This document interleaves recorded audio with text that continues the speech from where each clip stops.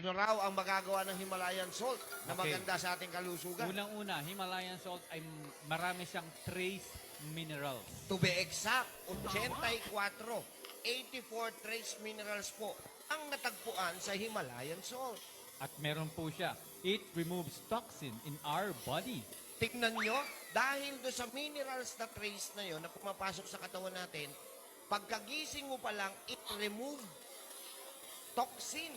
Which means, inihahanda mo yung katawan mo ng empty, ng open, ng wala kang toxins. Ayan. Pangalawa, Okay.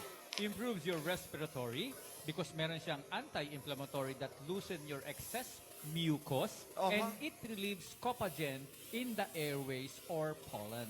at dahil pag uminom ka ng Himalayan salt Salt. water sa umaga, makakatulong ng malaki ito sa respiratory system. Bakit? May anti-inflammatory property si Himalayan na kung saan nakakalusaw din siya ng excessive mucus na na-develop during nighttime that you are asleep.